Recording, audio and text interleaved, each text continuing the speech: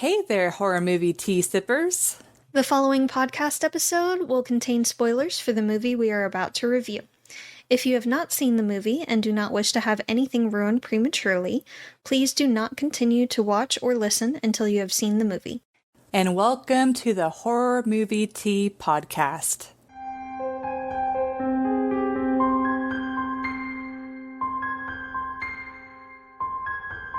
Today we are covering The Host. But before we go into the review, let's grab our cups and talk about tea. So, I don't have it with me because it's supposed to be refrigerated, but I made a London Fog tea thanks to the Republic of Tea London Fog tea concentrate. It's like a little bottle of it, and it's like you do like a tablespoon, and then you add this is non-dairy oat barista milk or whatever, non-dairy milk. And it's pretty tasty. If you like the Starbucks London Fog tea, this is pretty close. I think, maybe I'll add some caramel next time. Anyways, but that's what I have. Sounds tasty. I'm shaking things up a bit and drinking Brutality's The Silence of the Jams tea. It's got black tea, strawberries, blueberries, cranberries, raspberry leaves, hibiscus flowers, rose hips, natural strawberry, and forest berry flavors. For our tea sippers out there, brew yourself a cup of tea, sit back, relax, and we hope you enjoy the review. So for the summary of The Host, Jess thinks she's so funny. Feeling a little sassy, okay? Yeah, I feel the sass. You have not begun to feel the sass. We just finished eating lunch, and so we're just high off of our meal. Food makes everything better. Yes. So The Host, a U.S. embassy, or was it just a military base? Maybe it's just a military base. Yeah. They're like, we have all of this formaldehyde, and they're like, we need to get rid of it because the outside of the packaging is dirty. It's got dust. And so they dump a whole bunch of formaldehyde directly into the water system, down the drain, and got some mutations. And then so this fish becomes a mutant and becomes big enough, and it's gonna start eating people. And it's about this family and their experience with it, and the government experience. But yeah. So for entertainment, oh man. I'm dancing between a 7 and a 7.25. I'm probably going to lean towards a 7. Just because, whenever I went to see this movie, I thought it was going to be a more serious movie. And I admit that, I went in with a certain expectation. And so that might be a bias on impacting my rating. But it was just such an odd movie because it really danced between being serious and being silly. Oh, yeah. For example... It tap danced between the two. Yeah, for example, he thinks, the main character, he thinks that his daughter got killed by the monster. And so they all, him and his whole family go there to, mourn... the loss of his daughter. God, that scene, the wake. But then they all start crying on the floor. It was so over the top. It was really awkward. And then people were just I think it's a commentary too on reporters, because the reporters were just taking pictures and doing all that. But grief vultures. Yeah. But it's another one of those movies where they didn't kill off, I think you pronounce her name, Hunya Seo, or who? This is a Korean movie, by the way, South Korean movie. I don't think we can get a hold of North Korean movies, but I don't think so. I don't think we'd want to though. But anyways, sounds a little. That's a whole different genre of movie right there. But anyways. I was not expecting them to show or try and kill off the daughter, or make you think that the daughter was killed off, but it ended up being a huge motivation in the movie.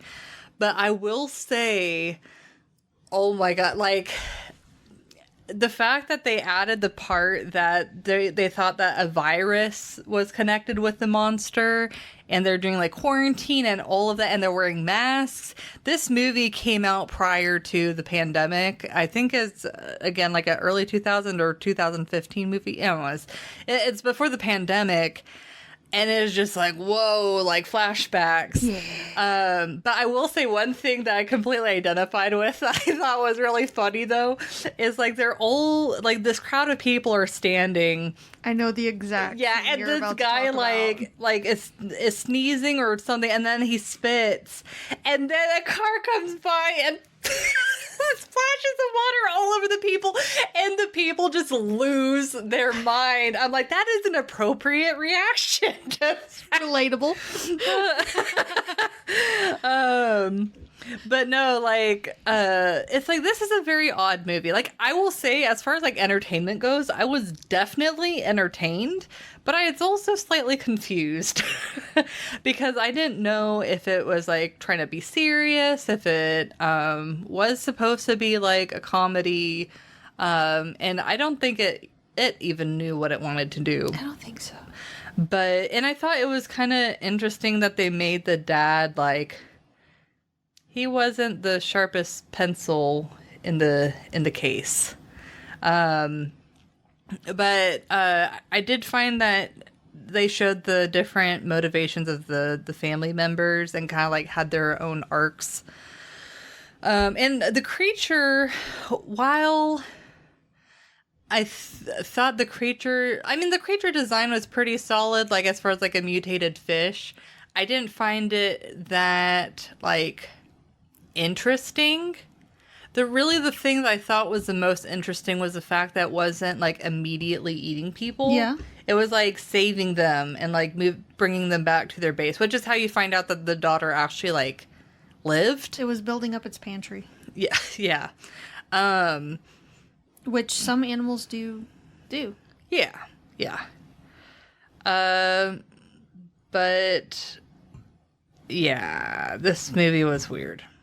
But I will say the dad or the grandfather dying, that was sad. I was sad that they killed him off.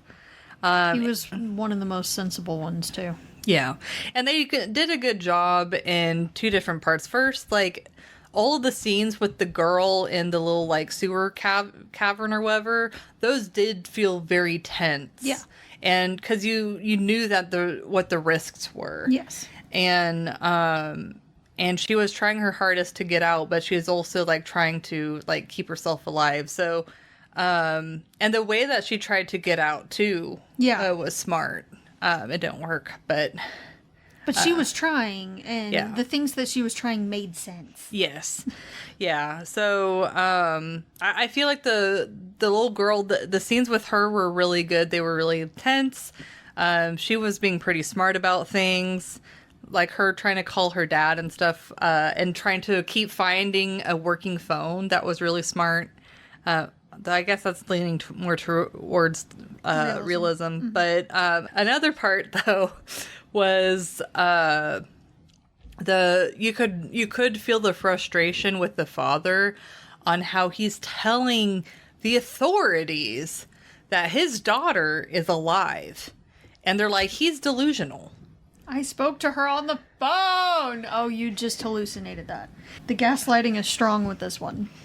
Yeah, so I thought they did a good job on bringing that frustration. But yeah, it's like, this is an odd movie. I feel like it really is a mixed bag movie. So if you watch it, you're either going to enjoy it or you're going to be like, meh. Like, it's not a bad movie, but like, tonal wise, and I don't know if it was intentional.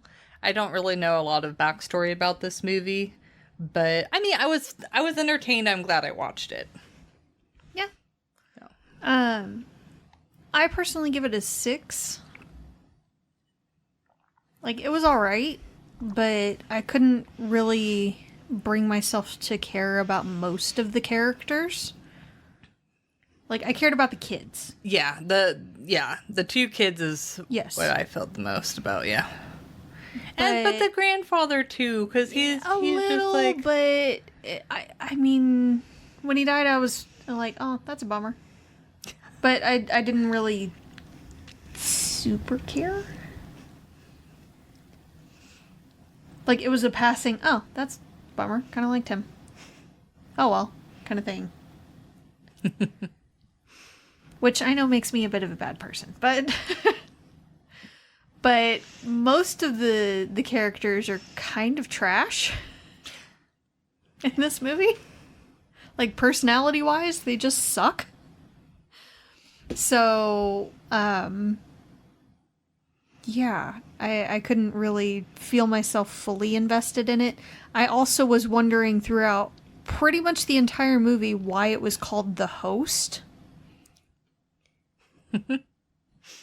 my best guess was the monster was like hosting the girl in his little sewer cave. But yeah, that doesn't even like make complete sense. The only thing I could think of was because they were trying to say that there was a virus. Yeah, and so the monster was like the host of the virus, maybe. Well, I was thinking like they kept going after the dad. Oh. So he would be the host of the virus, I guess. Oh. Yeah. I guess. And they were trying to contain him so he didn't spread it, but there was no virus. Yeah, it was a lie. And he wasn't exhibiting any symptoms or anything. It didn't make sense. Yeah. Call it literally anything else. Yeah. What did you think about how they killed the monster? I called it. It was super predictable. I thought it was kind of cool that they all were working together to kill him. Yeah, that was kind of nice, but again, predictable. So, like you could see it a mile away. They hinted at it throughout the entire movie. So, the only thing that was slightly different was the Molotov cocktails. Yeah. That was kind of interesting. But, you know, I was like, okay. And not realistic at all either, so, you know, whatever. But we'll be getting to that. The little girl was the best part to me. Yeah. And most sure. relatable, enjoyable part, and it made me very, very sad when he died, or when she died, sorry. Again, I was a little bummed at the grandfather, but he wasn't there for long. And again, a lot of the older characters kind of suck personality-wise, so I didn't really find myself attached to any of them.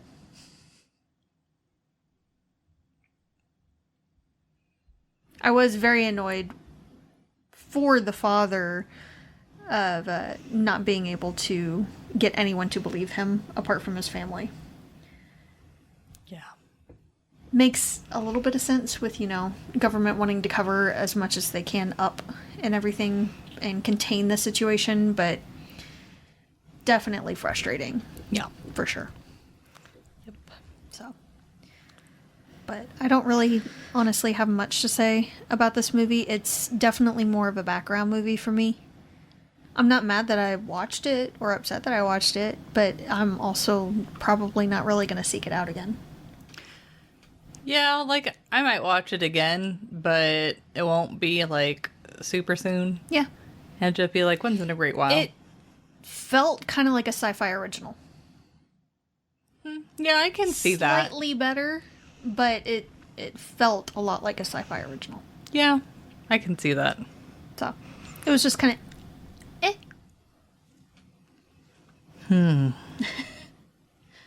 Realism. That's a tough one. I'm gonna take a tea break. I'm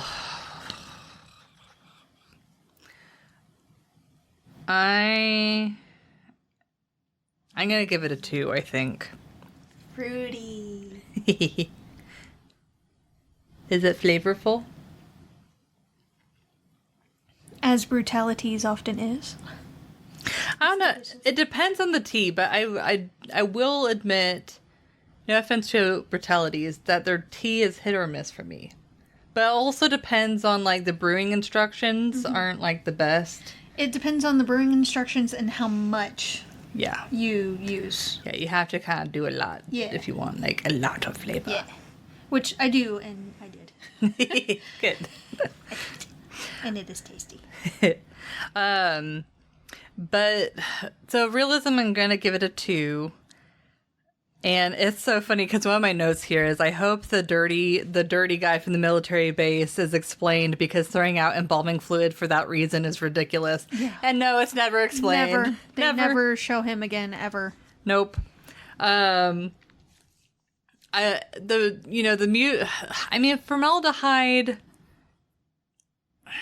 I don't think it would cause a mutation. It would probably can. kill a bunch of things. Oh, it can? Yeah, I looked it up. Oh, okay, interesting. Yeah.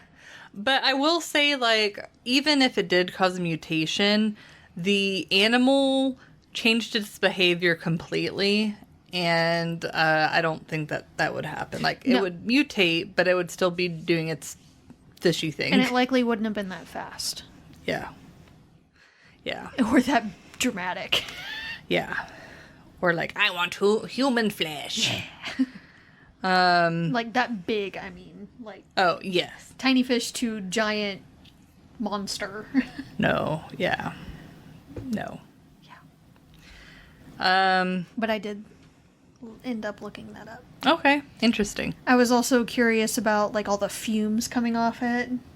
And while it wouldn't have had that many fumes from one bottle, when they showed all of the bottles, that made more sense. So it does evaporate, which is what the fumes and all were for. And it was right that he was wearing a gas mask while doing that. They are not safe to dispose of via drain. It is considered a biohazard. Yeah. So, yes, that was correct. Yep. Especially that many bottles. Well, and then also, why was that the only creature affected? Yeah, that. Correct. Yeah. There should have been a lot more mutations and everything, but yeah. Yeah, but I mean, as far as like the government response to it, I feel like was pretty realistic, pretty spot on. Fairly fair. Yeah. I will say though, like them drilling in his head and all of that, I didn't really understand that. Like, even if it was a government cover-up, I don't know how that would benefit them at all. It seemed like they were trying to basically do a lobotomy. But otherwise, I can't think of a reason for it. Because they said right before then that there is no virus. Yeah. It's like the government can use media to spread the lie. They don't need to be like, Nope. let's pretend. I feel like it would have been easier and more realistic if they tried to just put a bullet in his head and say he died on the table. Or died of the virus, quote unquote. Yeah. Yeah, something like that. Yeah, that's pretty much all I got. Because the more realistic stuff is like the kind of more realistic stuff is like the family ties and like the relationships and stuff. But it's That's still honestly about it. yeah, that's pretty much it. That's basically it. I give it a 2. And it's basically for that. I did find it interesting how they had quote unquote Agent Yellow, which I believe was a reference to Agent Orange that was used in Vietnam. Oh.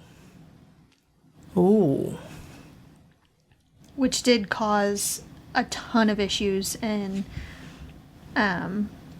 potential birth defects and everything for years after. So it's unclear whether the little girl died from the monster or Agent Yellow. Which is frustrating. Just personally. But yeah. Most of the movie is just no. Yeah. You know, one thing though, No realistic vibes. the monster was under, or I know like some of its top half was above the water, but like its mouth was under the water while he had the two kids in his mouth for a good long ways. I'm honestly surprised that the little boy survived. Yeah. Yeah. Yeah. Yeah, when it was swimming with them in its body. Yeah. And they can't be holding their breath the entire time, because if they're in its body, it's trying to digest them, like swallow them and digest them. They're getting squished that whole time.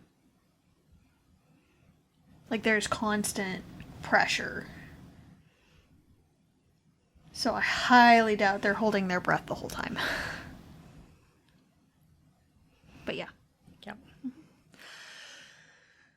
So, like, I do think the movie is worth a watch, but it is like, it's a mixed bag. So you'll probably like it or you won't. Yeah. But It's kind of just an eh. yeah. Yeah. Like, if you are interested in Korean horror, And creature features. and well, as I was alluding to Train to Busan, Oh yeah. that's a That's a good solid one. Yeah. Korean movie, yeah. Yeah, this is definitely not on that level. Nope. Yep. Which, and I know Parasite, I believe, has won some awards, but we haven't covered that one Not yet. And actually, whenever I told you the host, for some reason in my head, I thought it was that movie. But then whenever I looked it up, I'm like, oops, it's Wrong one. Parasite. Wrong one.